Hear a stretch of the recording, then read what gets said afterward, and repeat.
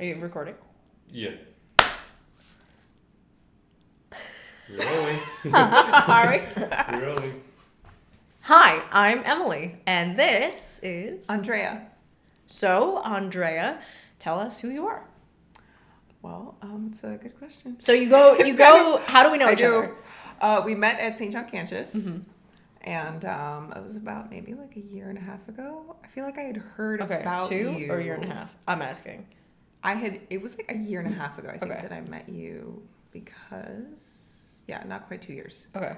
Because somebody had like told me about you a few times, like, oh, you have to meet her, and like she's into acting too, and everything. But we never like went to the same mass or something. And then eventually, I met you at Peter and Paul. Like we just ran into each other, and then I'm like, wait a minute, this is definitely the Emily that I've been hearing Was about. that over a summer? It was, maybe like late 2021. Like good weather outside. Summer. Actually, we were in the cafe. Oh. But Okay. yeah. And then later on, there was like a bonfire or something. Okay. So Yeah, sometimes our young adult group, I can't say that word. Our young adult group does bonfires, sometimes outside. So that's how we met. But tell everybody a little bit about who you are. a little bit about me. Catholic young adult. Catholic young adult. I was born and raised Catholic. So we kind of go into like faith journey a little bit. Sure. Or just like the important points of like you. I was like, okay, born and raised Catholic. I went to Catholic school, like kindergarten to 4th grade, so I made my sacraments there, like, confession, First Communion and everything. But my parents were not going to Mass at the time, not practicing the faith. They weren't like taking me to Mass. It was only through school that I had ever been. And then 4th grade through high school, I was actually homeschooled. And at that point, like 11 going on 12, my uncle who lives in Mississippi, he was visiting for the summer, and years ago he left the church. So he was asking my mom some questions like, why do you believe in purgatory? And where's that in the Bible? And where's, all that kind of thing. And my mom, like, she never like left the church. She just like stopped going to Mass, but she always felt like she was in the right place. Like she had the truth, and like that was like the church that Jesus started. And she was like, well, I don't have the answers for you right now, but I will find them. And so that just started off a massive journey that we started going to Mass. And like, I went back to confession after, just a couple years as a kid, but at the time it felt like Forever. Right. Yeah. So ages at that point. Right. Right. As a child. But so then that was when I first was like really learned my faith and really learned scripture and apologetics. And Catholic school was, not it was very insufficient. Like and they would take us to Mass, and when I was a kid it was like the most boring thing ever. It was like Mass is just so long. So when you went to Catholic school, did you felt that you learned about Jesus but you didn't actually know Jesus? I would say so, yeah. That I didn't like know him or meet him as a person. And I think also that like the Eucharist was not kind of emphasized and explained to us properly, sufficiently. Did you think it was just a symbol, or it's did you? Weird because I didn't actively think, oh, it's just a symbol. It's like they must have like told us like, oh, this is really Jesus, but like I didn't grasp it fully. I mean, I was aware of the fact that there was a difference between like an unconsecrated host and a consecrated host, because we had like rehearsal and you like practice with the unconsecrated and all that kind of thing. But like, I did that too. I was nervous to receive the other. Yeah, I know. It's so weird. And what's it gonna taste like? Yeah. And what am I gonna, Like, how do you stick your tongue out? Help. Okay. Oh, right. Because you were, I was doing the in the hand. Yeah. I did not know any better. Oh, that's less scary practice, maybe. I don't know. I think so. Yeah. But yeah. Instead of being like how do you, like there probably would have been, scary as a kid. Like, oh, I don't know. Right. But, yeah. I mean, maybe not if you're formed properly with, reverence. Yeah. Yeah. Totally. But perfect love casts out all fear. So yes. But I do remember during the Mass as a kid, there were certain moments that I did notice that I did like. Like overall, it was just boring, but the consecration, like I did remember the story of the Last Supper. Like I liked that story, and I was like, wait a minute, I recognize that. Yeah. Like that's like wow. So I mean, sometimes like maybe people who argue like the Mass or like Catholicism is so unbiblical.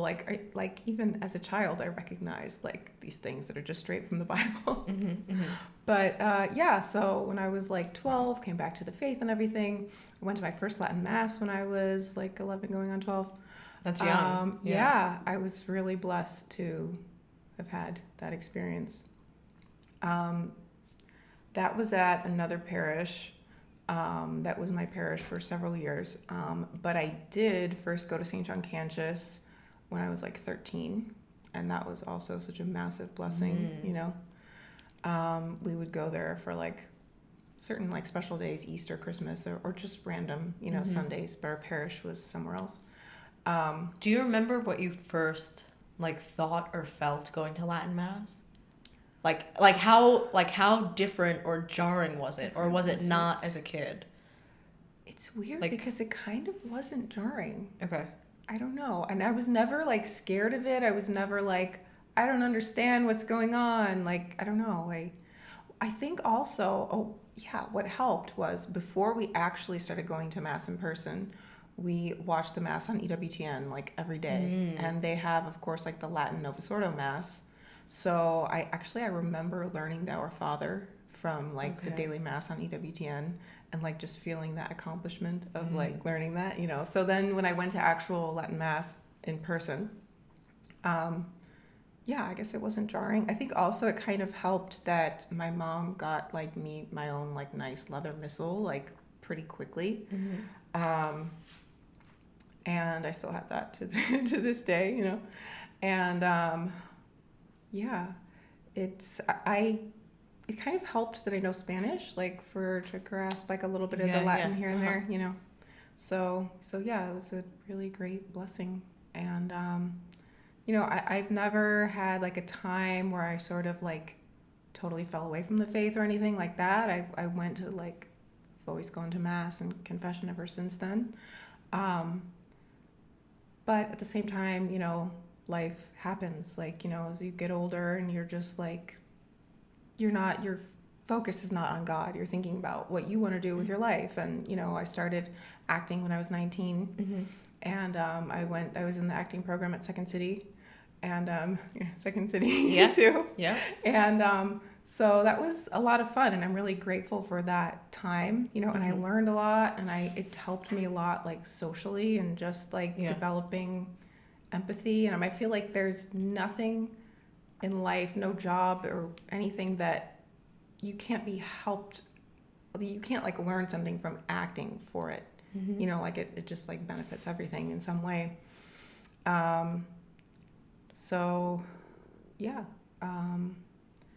I kind of got distracted, didn't pray so much anymore. I was still going to Mass on Sunday and, still it's one of those things that you kind of like, eventually I'm going to like try more. Eventually, like the time, Someday. Right, someday, right? Like I never, like I was never going to like leave God. I was always going to go to Mass and, it was always my like ultimate goal in life was to like, if God willed it, like to be like married and have kids and like have like a beautiful like Catholic family, So that was always my goal. But, of course I had like acting and along the way and everything. But it's very hard, of course, in the acting industry to Be Catholic.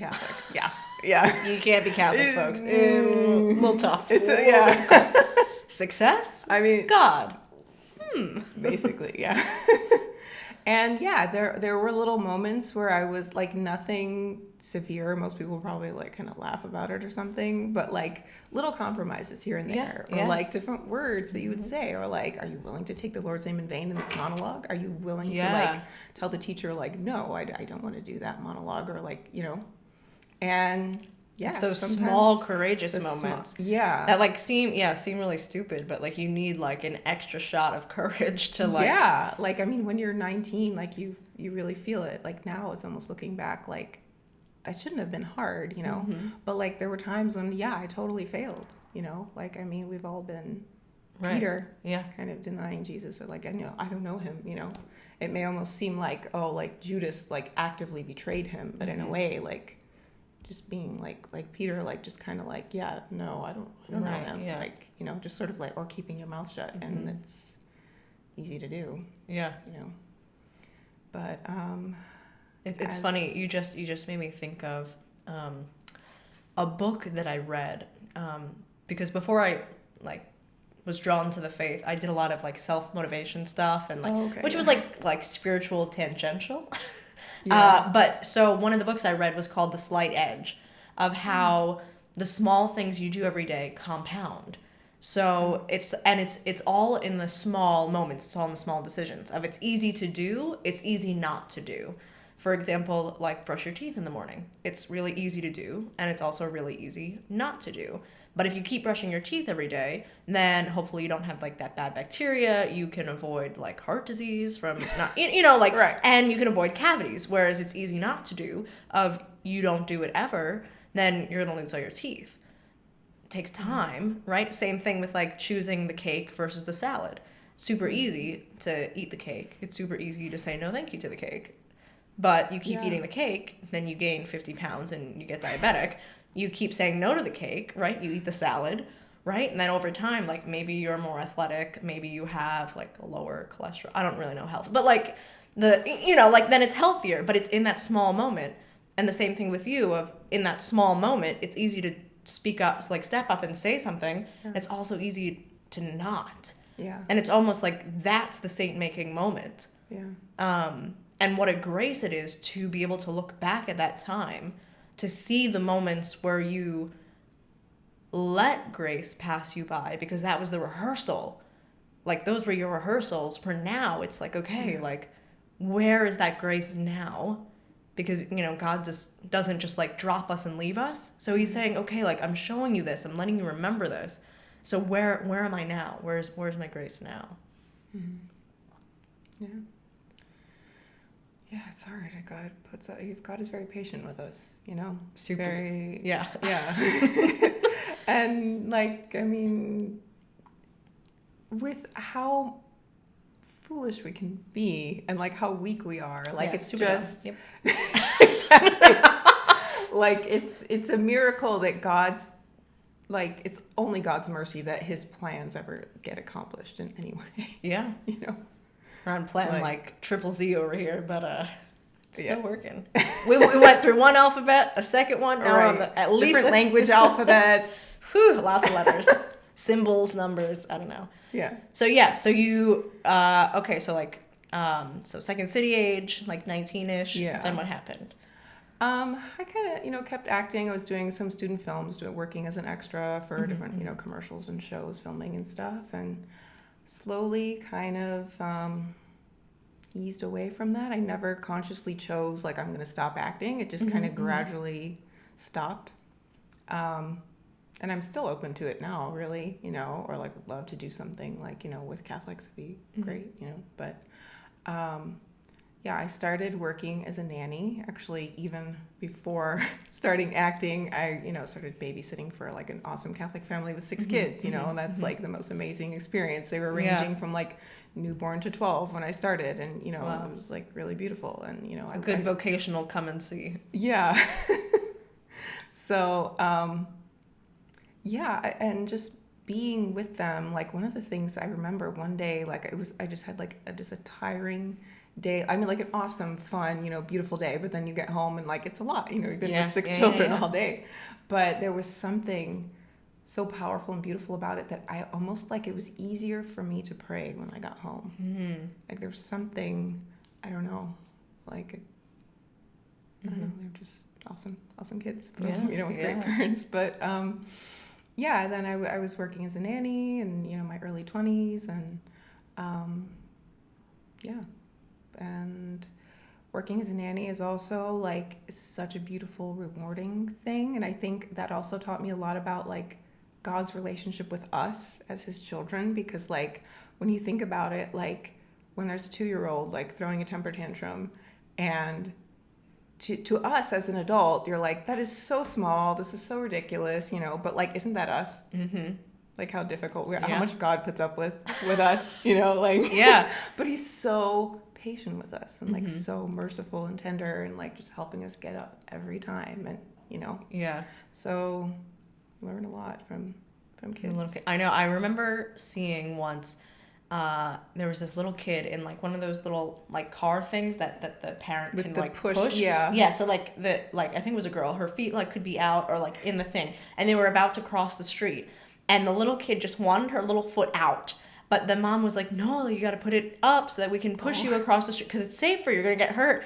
And the kid like kept putting her foot out, and then started wailing when she had to keep her foot in. Mm-hmm. And that to me was like, isn't that us? Yeah. It's like, I just want to keep my foot out. Yeah. And God's like, no, you're going to get hurt. Like, we're just going to cross Exactly. this. Trust me, you're still going to be Yeah. in the car. You're still going to have fun. Just let us cross the street and not get hurt. And you're like, but I want my foot out now. Mm-hmm. Like, and it, yeah, of not being docile to his will, especially when things aren't exactly like what we want or what we thought. And then things start changing and we're like, whoa, what do you mean I'm putting my foot in now? Like, where are we going? Yeah. Yeah.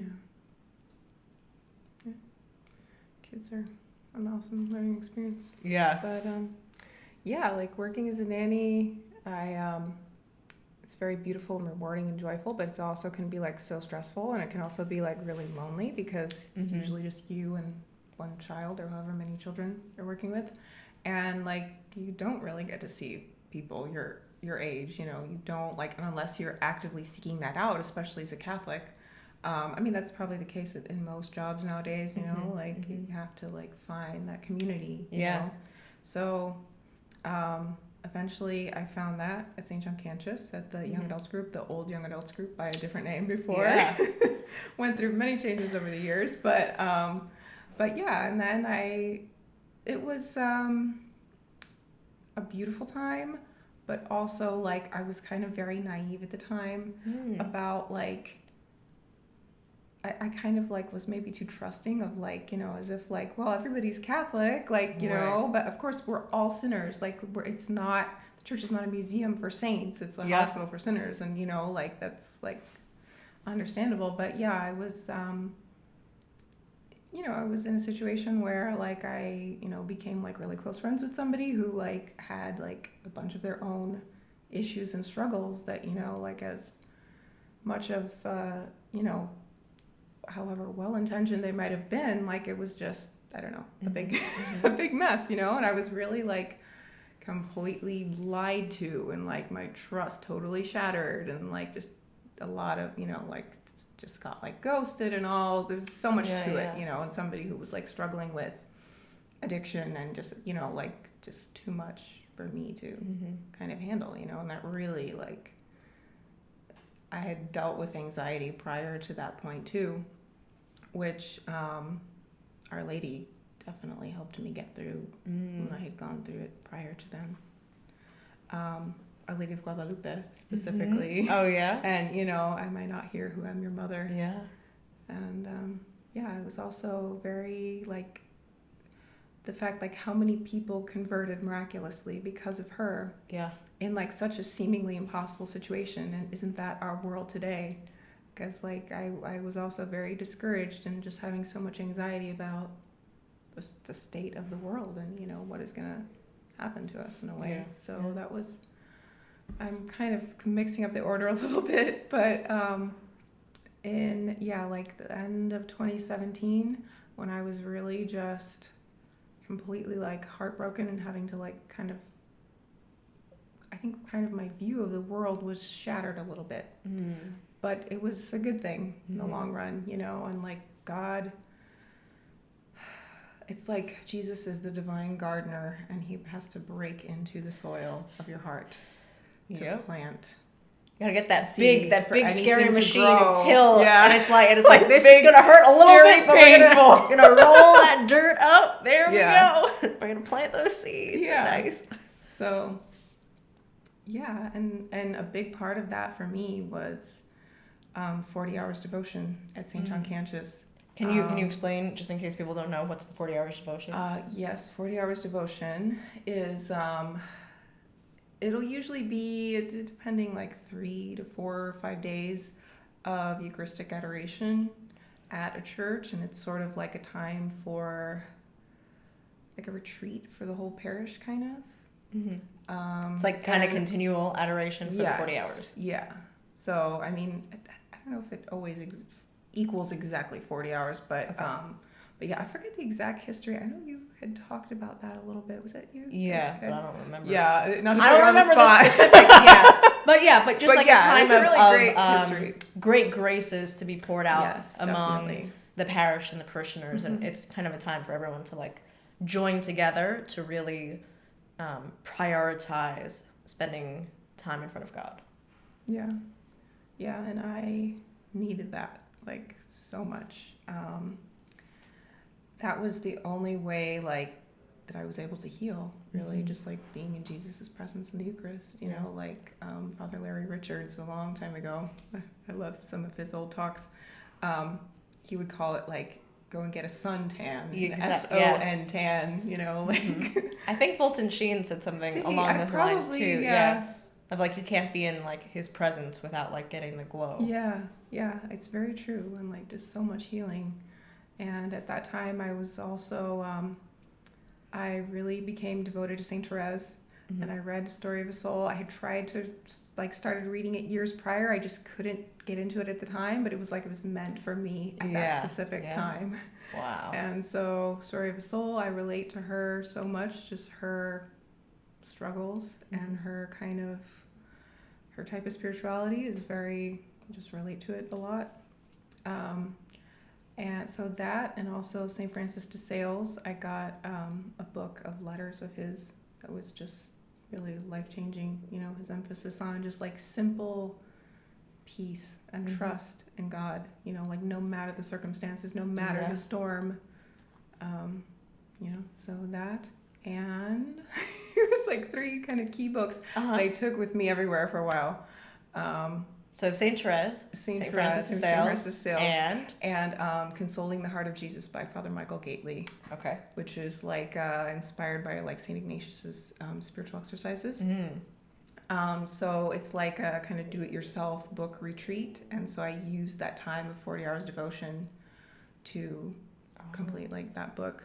Which in that book there's a lot of like Saint Therese, Saint Margaret Mary Alacoque, and St. Faustina. There's like a great section in the back of like excerpts from her diary that was like really helpful for me to like constantly be going back to. Like I just needed to be recentered in God, like kind of all the time. I was like very much in little child mode that I just like needed it constantly. Otherwise I would have just been slipping back into so much anxiety and lack of trust, really.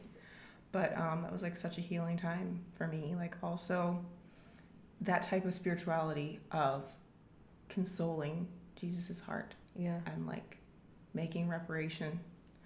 And it was at a time when like that person who had ghosted me at the time, I wanted to be there for that person.